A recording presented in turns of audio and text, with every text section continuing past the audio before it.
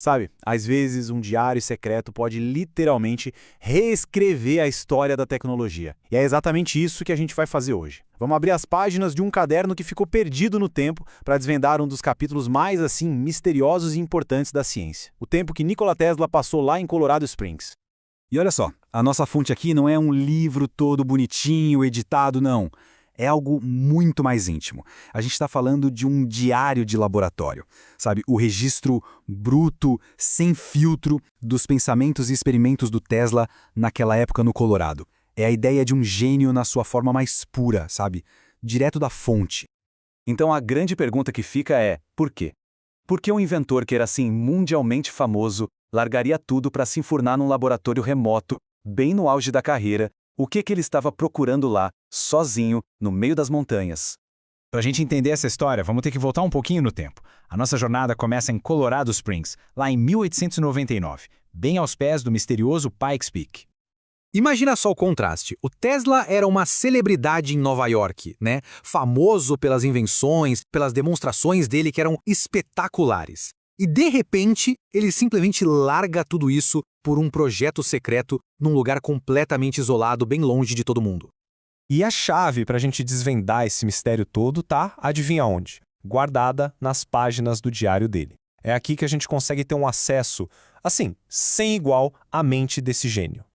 O que é realmente fascinante nesse diário é o quão honesto ele é. De um lado você vê a caligrafia dele, sabe? Aquela coisa fluida, cheia de ideias, de observações. Do outro, diagramas técnicos com uma precisão que é impecável. É como ver a mente do Tesla funcionando em tempo real. Um vislumbre raríssimo do processo criativo dele. E aqui está o pulo do gato. Essas anotações, elas nunca foram feitas para serem publicadas. O próprio prefácio do diário confirma que era o caderno pessoal dele. Ou seja, a gente está basicamente lendo os pensamentos dele em tempo real, sem filtro nenhum. É algo muito cru. Tá, mas então, qual era a grande ambição que preenchia essas páginas? Era nada mais, nada menos que um plano para redefinir completamente a forma como o mundo inteiro ia se comunicar e usar energia. O objetivo final de todos aqueles experimentos no Colorado era provar que uma ideia dele, que ele chamava de sistema mundial, era viável. Pensa numa rede global que pudesse transmitir mensagens, voz e, pasmem, até energia elétrica para qualquer canto do planeta. Tudo isso sem usar um único fio. Para tirar essa visão do papel, o Tesla tinha uma missão com 3 partes. Primeiro passo, construir um transmissor com uma potência, inimaginável. Segundo, achar um jeito de isolar cada sinal para não dar interferência, né? E terceiro, o mais importante de tudo, entender as leis de como a energia viaja através do nosso próprio planeta. E só para a gente ter uma ideia da escala do que ele estava fazendo, a gente está falando de 10 milhões de volts. Isso é uma voltagem centenas de vezes maior do que a de um raio. Na prática, o Tesla estava criando os próprios relâmpagos artificiais dele para testar os limites do planeta. Era uma quantidade de energia absurda e super perigosa para a época. E foi bem no meio desses experimentos malucos de altíssima potência que algo inesperado aconteceu. O Tesla estava prestes a fazer a descoberta mais importante não só do templo dele no Colorado, mas talvez da vida inteira dele. E a gente sente essa expectativa crescendo nas próprias palavras dele. Numa anotação do diário, do dia 4 de julho de 1899, ele descreve um evento que, mudaria tudo. Olha o que aconteceu. Uma tempestade elétrica muito forte estava passando pela região. E os equipamentos dele, que eram super sensíveis, feitos para detectar qualquer perturbaçãozinha elétrica, começaram a registrar um padrão muito estranho. As ondas elétricas dos raios, elas não estavam simplesmente sumindo.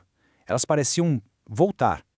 Ele tinha acabado de descobrir o que a gente conhece hoje como ondas estacionárias. Para entender, é só imaginar as ondinhas na água, sabe? Quando elas batem na borda de um balde, elas voltam e se encontram com as que estão vindo, criando um padrão que parece parado. O Tesla viu exatamente a mesma coisa, só que na escala do planeta inteiro. Esse aí é o próprio esboço que ele fez no diário. A conclusão dele foi revolucionária. Ele percebeu que a Terra não era só um lugar que absorvia energia. Não, o planeta inteiro se comportava como um condutor elétrico gigante que ressoava. A energia podia literalmente dar a volta ao mundo e voltar para o mesmo lugar. E ele sabia, na hora, o tamanho dessa descoberta. No diário, ele fez questão de sublinhar a frase "Isto é de imensa importância". Era a prova que ele precisava. O sistema mundial dele não era mais só um sonho. Era uma possibilidade científica real. Essa descoberta era para ter sido o começo de uma sinfonia que ia mudar o mundo. Mas, como a gente vai ver, essa sinfonia, infelizmente, ficou inacabada. Com essa prova debaixo do braço de que a Terra podia conduzir os sinais dele, o Tesla voltou para Nova York. O plano era conseguir financiamento e construir a primeira torre do sistema mundial. Só que, infelizmente, por vários motivos, tanto de grana quanto técnicos, o projeto acabou sendo abandonado. Mas, mesmo com o projeto não indo para frente, o legado do trabalho dele no Colorado é inegável. Aquelas anotações provam que ele foi o primeiríssimo a observar e medir o que hoje a gente chama de ressonâncias de Schumann. É tipo o batimento cardíaco elétrico do nosso planeta. E detalhe, ele fez isso mais de 50 anos antes da ciência confirmar oficialmente. O trabalho dele foi a semente de onde nasceu boa parte da tecnologia sem fio que a gente usa hoje.